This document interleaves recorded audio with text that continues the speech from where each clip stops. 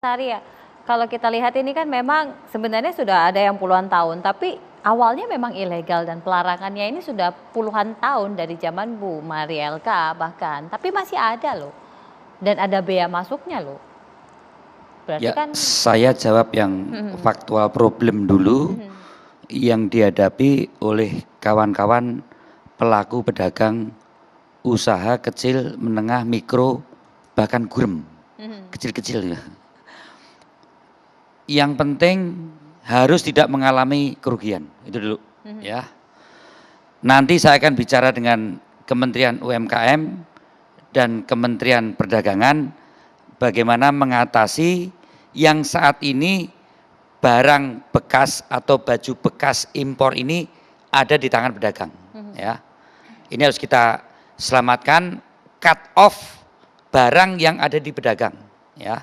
Kemudian mata rantai selanjutnya kita kembalikan pada aturan yang sebenarnya sudah diatur di Peraturan Menteri Perdagangan nomor 40 tahun 2022 yang merupakan perbaikan dari Peraturan Menteri Perdagangan nomor 18 tahun 2021 tentang larangan ekspor dan impor barang-barang bekas. Dan pakaian merupakan barang yang dilarang untuk diimpor. Berarti ini barang ilegal, kalau dilakukan berarti ada pidananya. Tidak ada pedagang yang salah ya. Ini hanya mata rantai tadi, hanya sekedar mengais untuk mendapatkan, tidak ingin kaya. Dia hanya untuk bertahan hidup. Jadi menyalahkan pedagang itu tidak benar. Tapi kita juga ingin bagaimana pedagang nanti berubah sesuai dengan kebijakan yang ada. Maka saya berharap, saya dari Komisi 6 segera akan memanggil Kementerian Koperasi dan UKM serta Menteri Perdagangan yang pertama menyelamatkan para pedagang-pedagang yang saat ini faktual dia membawa barang yang dia kulak. Tapi kami juga minta jujur Pak Aritonga, yang konsinyasi juga dilaporkan aja. Ini cuma titipan, titipkan out, ya Pak. Kemudian kita kembali ke apa kok sampai dilarang ini pakaian bekas ini kan? Kok sampai dilarang diimpor?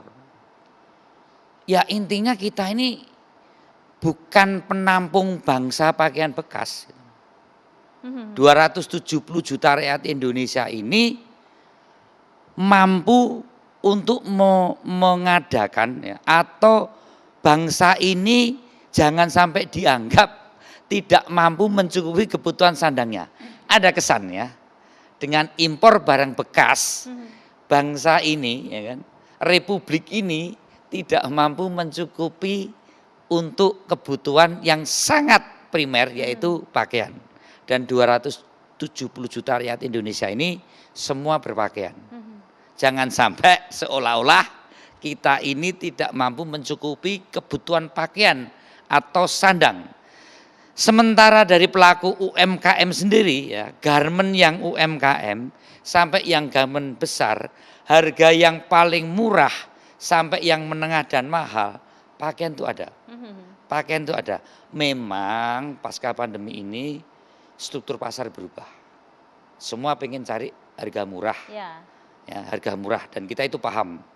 Dan tentunya dari Pertekstilan juga sudah terus mengaudit, dari garmen juga langsung diaudit. Saya juga akan minta dari Kementerian Koperasi insentif-insentif apa supaya tadi yang dikatakan oleh Pak Aritonga, ini harga pakaian kita ini kalah bersaing dengan pakaian jadi yang datang dari China. Ini penting ini. Pakaian Cina ini seperti apa, ya kan? Kok dia punya kos produksi yang bisa sampai di sini dengan harga yang lebih murah?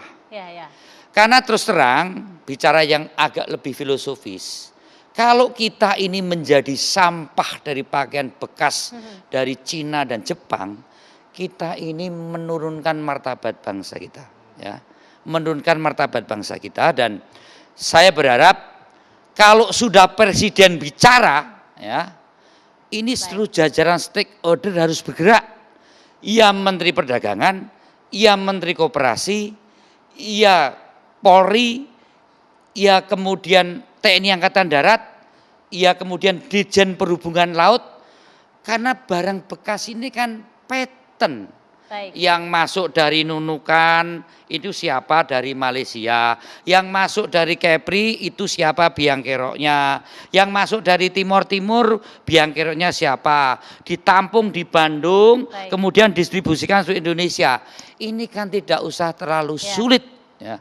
Jadi saya berharap dengan presiden yang bicara, maka Kapolri, Bea Cukai, Departemen Perdagangan, Departemen Koperasi dan UKM yang untuk menolong para pedagang, kemudian Ditjen Perhubungan Laut, ini tahu ini jalan tikus untuk masuk yang sudah bertahun-tahun. Jangan menyalahkan mereka, ini kan hulunya.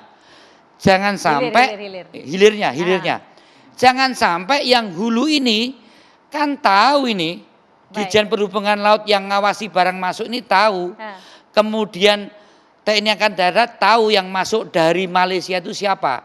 Saya berharap karena presiden yang sudah menyampaikan harus segera diadakan rapat khusus untuk cut di hulunya. Harus segera dilakukan tindakan tegas agar cut di hulunya. Nah, Kemenkop tadi sudah upayakan jangan dibakar di depan kita seolah-olah yang diambil dari para pedagang kecil. Nah, apa yang juga diharapkan oleh Pak Ade, termasuk juga upaya yang dilakukan oleh kantor staf presiden untuk bisa terus mendorong strategi yang pas dan untuk persoalan semuanya. martabat bangsa. Jangan sampai jadi sampah barang bekas itu.